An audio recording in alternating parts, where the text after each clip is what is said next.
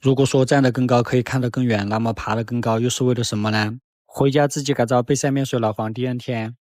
最近有个大胆的想法，这棵被别人砍断的仙人掌树之前捡回来种在这里，不知道能不能活。最近意外刚好得到这么多米邦塔品种的叶片，我准备嫁接上去试一试。因为之前这个品种是带刺的，被人嫌弃。如果这次能够成功，不仅可以使带刺的仙人掌品种迎来转机，更重要的是让我实现院子荒漠感又有了一步捷径可行。接着我准备把这些叶片都插到山崖周围。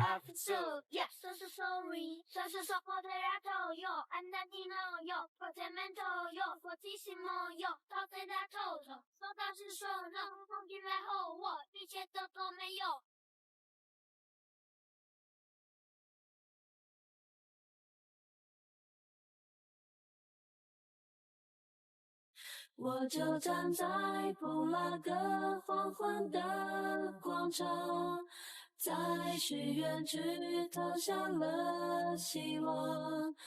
目前优先考虑种植的区域是山崖排水沟内侧，这些区域不仅下雨的时候泥土容易流失，天热更是土壤干燥，容易缺水。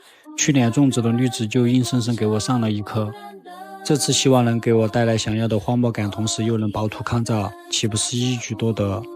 如果不出意外，照此发展下去，最多1年，山崖周围将呈现出不一样的景色，并且我已制定计划，年复一年这样繁殖下去，应该不需要多久，房屋周围的荒地将是另一种景象。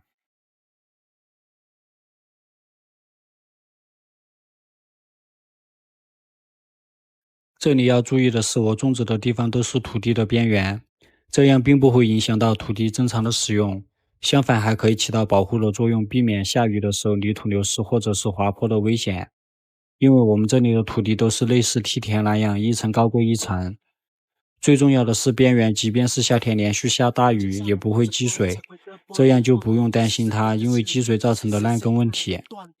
这根是段落最大的一节，如果刚种下的那天马上嫁接上去，应该能愈合。现在可能已经晚了，就在院子给它找个地方安顿了。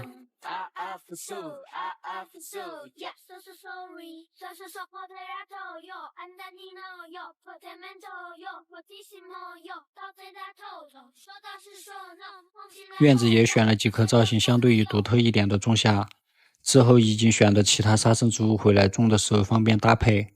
刚种完就迫不及待对院子这2处带刺的仙人掌下手了，这样一对比就看得出来品种之间叶片的区别。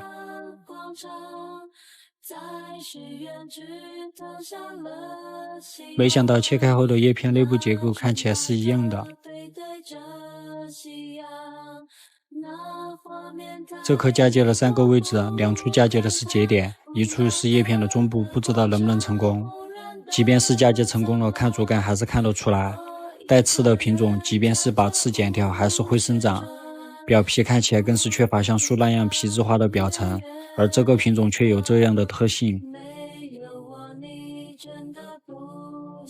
这棵明显就要小很多，不过还是选择了3个点位嫁接，就在此时不出意外的话就要出意外了，大家注意看我的面部表情就知道又是一次血的教训。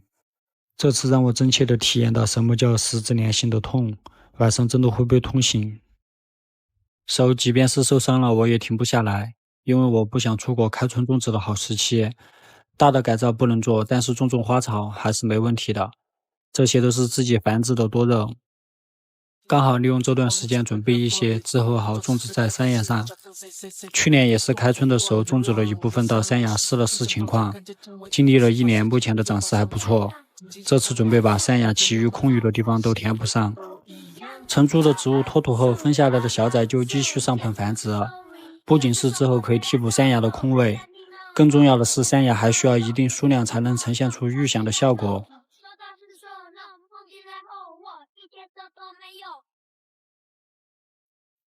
今天和老爸搅拌沙灰，要处理一处房屋的漏洞。我就站在布拉格黄昏的广场，在许愿池投下了希望，那纯白鸽背对着夕阳，那画面太美，我不敢看。布拉格的广场，无人的走廊，我一个人跳着舞旋转。不远地方，明月人影长，没有我你真的不习惯。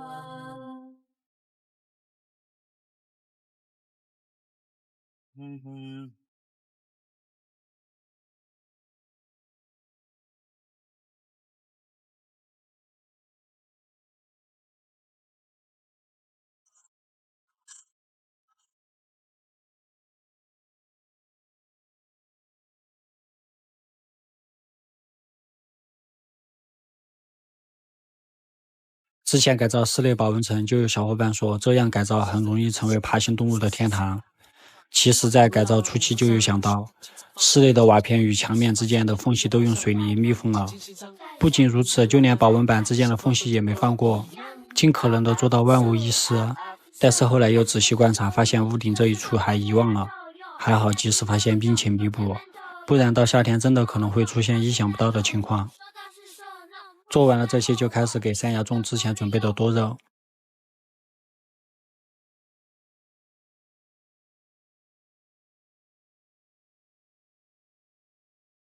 我就站在布拉格黄昏的广场，在许愿池投下了希望，那纯白鸽背对着夕阳，那画面太美，我不敢看。看到这里，肯定有小伙伴会问，这样种一场大雨不是打回原形了吗？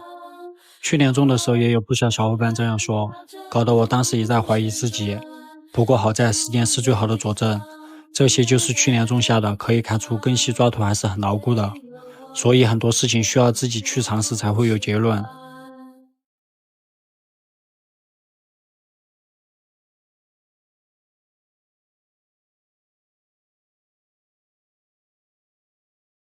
这些植物虽然是种上去了，但是往往还需要很长的时间适应才行。这也是为什么这段时间我决定先把院子一些植物种上去的原因之一。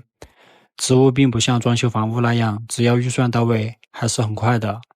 植物不同，可能需要1到2年，甚至更长的时间才能呈现出效果。我希望最后房屋改造好的同时，院子也有了自己想要的效果。最后给大家看看三亚周围目前种植的植物情况，其他的就只有交给时间来见证了。